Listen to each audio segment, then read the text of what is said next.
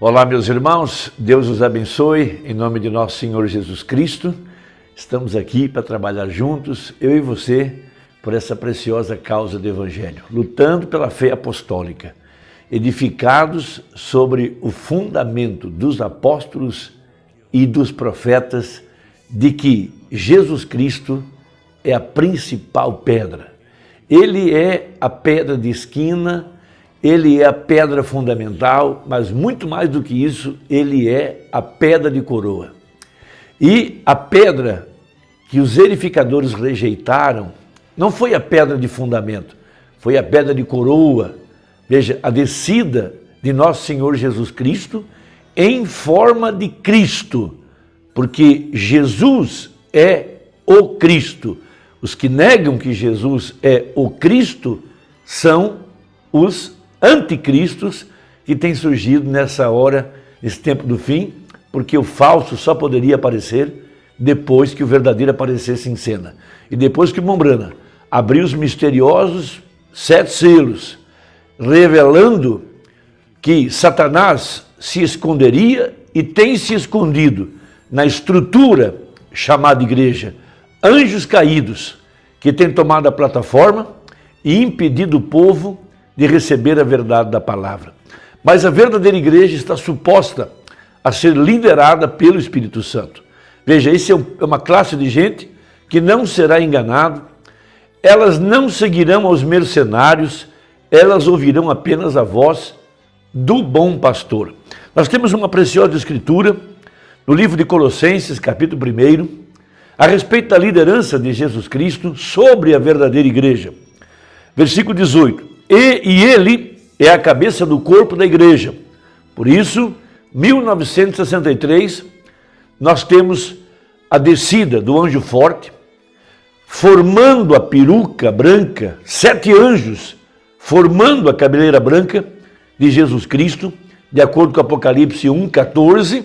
Veja, sua cabeça e cabelos eram brancos como lã branca, porque ali estava o juiz, Jesus Cristo, para trazer o julgamento sobre a terra, e começando pela casa de Deus, trazendo a verdade de que Laodiceia tornou-se uma igreja prostituta e foi julgada pelo Senhor como uma igreja falsa.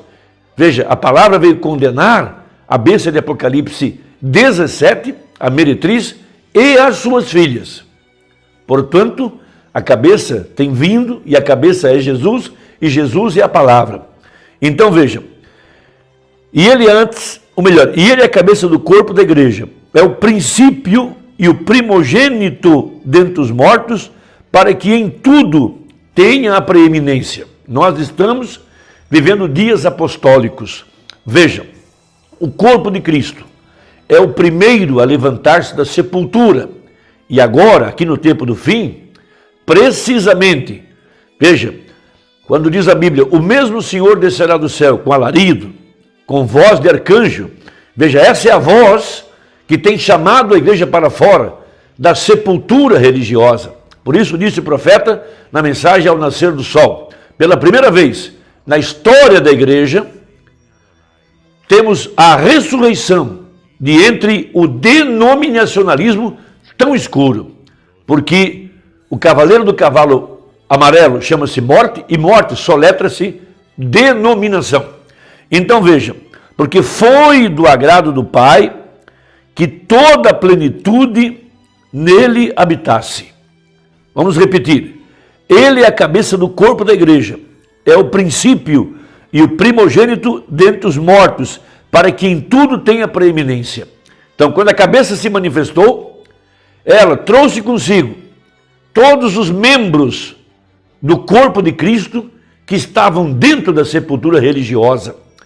Porque veja, o que provou que essa mensagem é verdadeira e que o título de propriedade foi conquistado por nosso parente redentor, foi que quando a cabeça se manifestou, cada membro do corpo de Cristo saiu para fora da sepultura religiosa. Esta é a profecia, porque morte na Bíblia, veja, o pecado é incredulidade, e ele nos levantou do meio da incredulidade, trazendo esse povo para fora, na ressurreição, da palavra, de acordo com a profecia de Ezequiel. Veja, era um vale de ossos secos, o profeta falou a palavra, os ossos se juntaram, depois houve o crescimento dos nervos para ligar os ossos, depois houve a carne sobre os ossos, depois veio a pele e por último o Espírito de Deus. Veja, dando vida a esse corpo, trazendo-o para fora, na quarta fase, quando os selos foram abertos, quando os misteriosos 7 trovões revelaram a descida do anjo forte, Jesus Cristo, a cabeça, para trazer para fora da sepultura a parte do seu corpo, porque nessa hora cada verdadeiro eleito que está em Cristo tem se tornado as primícias, porquanto Jesus é as primícias, e todo aquele que está em Cristo levantou juntamente com ele. Por isso o verdadeiro eleito, a verdadeira noiva de Jesus Cristo, ela não tem que passar pela grande tribulação. O corpo de Jesus já foi julgado.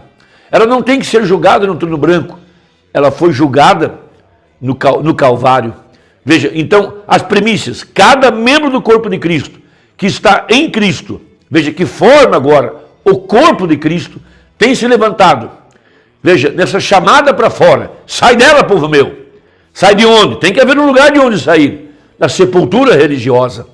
Veja, e o corpo se levantou, mostrando os mesmos sinais, as mesmas maravilhas, a mesma vida que estava em Jesus Cristo há 2000 anos atrás. Então veja, diz o profeta da mensagem, Cristo é o mistério de Deus revelado, citando essa escritura. E ele é a cabeça da igreja, a qual é o seu corpo, e ele quer as preeminências. Por isso a verdadeira igreja, ela não dará ouvidos a outra pessoa, como fez Eva em Gênesis, quando ela foi se aconselhar com outro homem que não era seu marido. Ela deveria estar sujeita à cabeça, em silêncio, esperando que seu marido a ensinasse, mas ela já tinha um espírito de adultério no coração. Ela já estava seduzida pela serpente, e ela então ouviu outro homem que não era seu marido. E quando ela veio com conhecimento, ela veio pregar para seu marido. Por isso disse Paulo, não permito que a mulher ensine e nem use de autoridade sobre o marido. Ele estava referindo-se ao engano de Eva. Veja, porque primeiro foi formado Adão. Adão foi formado não pela via sexual, ele foi formado pela palavra. Veja, primeiro Deus formou o seu espírito e depois Deus tomou do pó da terra, fez um corpo e chamou essa teofania para habitar dentro desse corpo. E Eva deveria trazer os filhos dessa forma. Veja, pelo poder da palavra, chamando os 16 elementos para formar o corpo. Esse é um grande mistério da Bíblia. Então disse Paulo que a verdadeira igreja seria uma igreja mansa, humilde, quieta, que poderia aprender com seu marido. Paulo está ensinando não somente regras sobre casamento e divórcio, ele está ensinando a verdadeira igreja para não cair no engano que Eva caiu lá em Gênesis. Veja, e que agora a falsa igreja, a falsa noiva, tem caído no mesmo engano que a Eva do passado caiu. Caíram em arrazoamentos, em interpretações privadas de homens, de mentes corruptas, que queriam reunir o povo ao redor de si mesmo, com propósitos de poder, de vantagem financeira, e para isso eles precisavam de uma doutrina falsa. Então, reunir o povo ao redor de si mesmos e não ao redor da palavra. Então, Paulo está ensinando a igreja que a verdadeira igreja será uma igreja quieta, que não vai se aconselhar com teólogos, não vai se aconselhar com homens que estão interpretando a palavra, mas ela vai esperar na cabeça Cristo, o Espírito Santo, que vai dar a ela o entendimento da verdade. Disse Paulo em 2 Timóteo, a mulher aprende em silêncio. Veja, há um mistério no silêncio, por isso que o 7º selo foi no silêncio, porque a verdadeira igreja aprenderia do Espírito. Veja, aquilo que não está escrito, os 7 trovões não foram escritos, então debaixo do silêncio, a verdadeira igreja captaria o mistério da palavra, e esse segredo, veja, daria a ela a devolução do título de propriedade que Adão tinha lá em Gênesis. Veja, Adão caiu por uma palavra, mas a verdadeira igreja creria em toda a palavra. Então diz o Mombrana, veja, ouça com atenção enquanto nós prosseguimos. O quê? Veja, ele deve ser a cabeça do corpo, o corpo de sua noiva. Veja, essa mensagem é Cristo. Nossa cabeça é essa mensagem. E nós vamos aprender em silêncio, esperando que o Espírito Santo nos abra o entendimento. Veja, para entender o que está nessa mensagem. Veja, ele deve ser a cabeça do corpo, o corpo de sua noiva, a qual é tomada dele, carne e osso, como em Adão, veja, noiva. Por isso a ligação de 2 Timóteo. Quando Eva foi ouvir outro homem que não era seu marido, que não era seu cabeça, por isso ela trouxe a Adão um conhecimento, ela estava pregando para Adão, diferente de Maria, que deu um testemunho para José. Veja, nascida dentre os mortos, veja, ou seja, nascida dentre os mortos, do pecado da incredulidade. O que matou Eva? Incredulidade. O que tem matado as pessoas hoje? Incredulidade. O que matou Laodiceia? Incredulidade. O que matou a segunda Eva em Niceia? Incredulidade. Porque fumar, beber, essas coisas são resultados de não crer.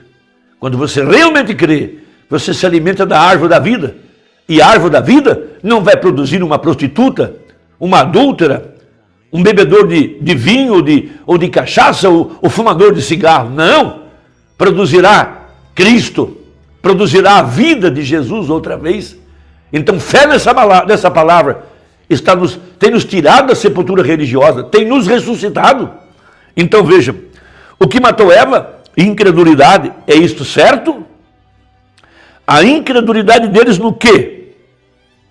A incredulidade em Deus? Não. Ela tinha fé em Deus. Se você for na rua e perguntar a um bêbado se ele tem fé em Deus, ele dirá, oh, claro, eu tenho fé em Deus. Mas não é disso que estamos falando. Veja, seguramente, disse ela, não há um Deus, ela não falou isso. Não, senhor. Veja, ela não era infiel. Abre aspas aqui, né?